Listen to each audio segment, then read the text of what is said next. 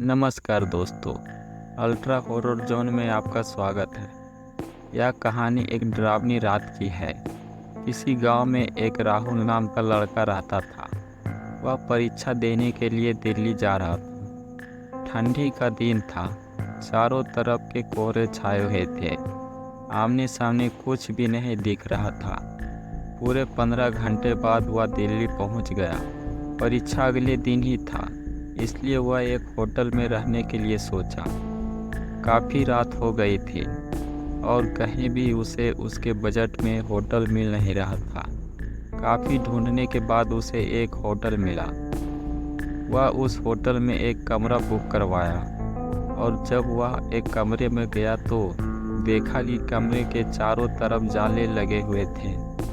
ऐसा लग रहा था कि यह कमरा काफ़ी सालों से बंद पड़ा था और कमरे के अंदर का माहौल एकदम डरावना सुनसान लग रहा था। लेकिन उसने ये सब नज़रअंदाज कर दिया और होटल से खाना मंगवाया और खा पी कर सो गया। जब वह सो रहा था तो लगभग रात के 3 बजे के करीब उसे किसी पायल की आवाज़ सुनाई दी। राहुल तुरंत नींद से उठ गया और जल्दी से खिड़की के पास गया ये पता करने के लिए कि इतनी रात को किसकी पायल की आवाज़ सुनाई दे रही है और इस सुनसान रास्ते में कौन सी तो ये फिर किस औरत की पायल की आवाज़ सुनाई दे रही है। राहुल खिड़की पर काफ़ी देर तक खड़ा रहा, लेकिन उसे कोई भी नहीं दिखाई दिया। फिर उसने अपने कमरे में मैनेजर को फ़ोन किया और उसे बताया कि मुझे इतनी रात को कब से किसी की पायल की आवाज़ सुनाई दे रही है। आपको भी दे रही है क्या? मैनेजर ने कहा, सर ऐसी कोई बात नहीं है, आपको हवा से ऐसा लग रहा होगा। वैसे भी ये जंगली इलाका है, यहाँ पर तो हल्की हवा भी तूफान के जैसी लगती है। आप सो जाइए, ऐसी कोई बात नहीं है। राहुल मैनेजर की बात पर भरोसा करके फिर से सोने चला गया।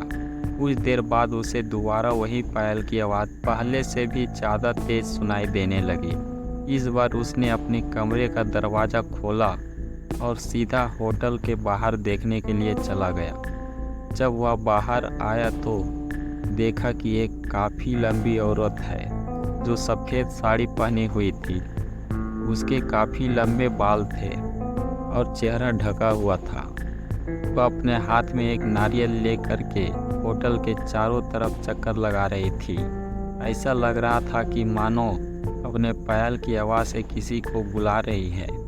राहुल दौड़ के उसके पास गया कि कौन है ये औरत जो इतनी रात को यहाँ घूम रही है, लेकिन वह तुरंत ही वहाँ से गायब हो गई और चारों तरफ कोहरा ही कोहरा फैल गया।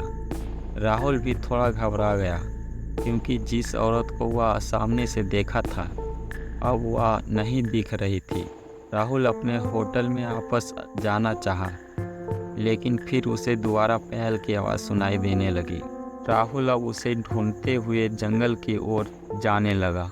चलते चलते वह अपने होटल से इतनी दूर चला गया उसे पता ही नहीं चला। फिर उसने उस घने जंगल में कुछ ऐसा देखा कि उसका दिल दहल गया। उसने देखा कि उस औरत ने एक बरगद के पेड़ के नीचे 8-10 लाशें रखी थी और बारी बारी से एक एक करके नोच नोच कर खा रही थी। उसका मुंह खून से लथपथ था और चेहरा भी एकदम डरावना था। राहुल जब ये सब देखा तो उसके पांव तले ज़मीन खिसक गई। ये सब नज़ारा देखते ही उसे डर के साथ साथ रोना भी आने लगा कि वह चुड़ैल अब मुझे भी मार देगी, क्योंकि अपने पायल की आवाज़ से यहाँ तक तो मुझे लेकर आई है। लेकिन उसने हिम्मत से काम लिया और हनुमान चालीसा पढ़ते पढ़ते धीरे धीरे वहाँ से भागने लगा ताकि भूत उसे देख ना ले। लेकिन भूत तो भूत होता है।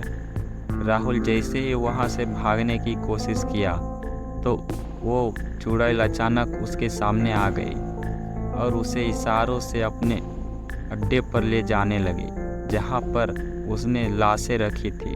राहुल हनुमान जी का जाप करके इतनी तेज़ी से वहाँ से भागा कि मानो जैसे उसके अंदर किसी शक्ति आ गई हो।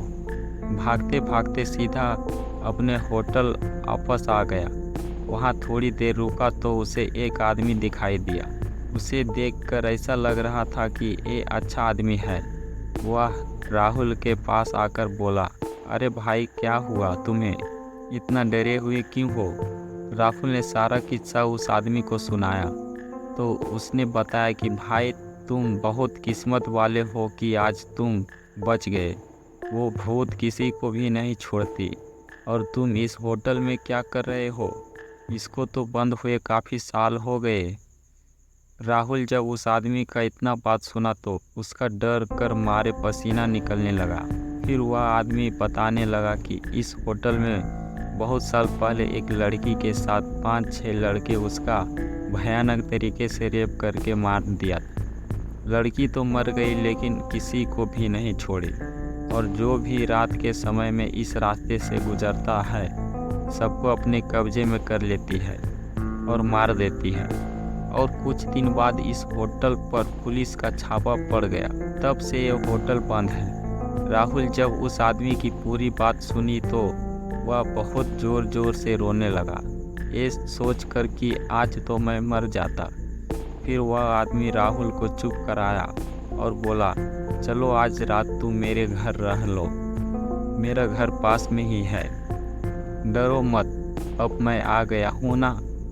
राहुल उस आदमी को धन्यवाद किया और उसके साथ उसके घर चला गया और अपने आप से एक वादा किया कि आज के बाद वह भूलकर भी कभी अनजान जगह पर नहीं जाऊंगा।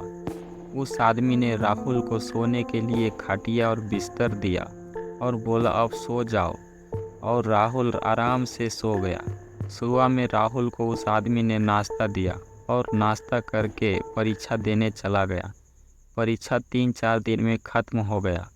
राहुल उस आदमी को शुक्रिया किया और ट्रेन से गांव चला गया।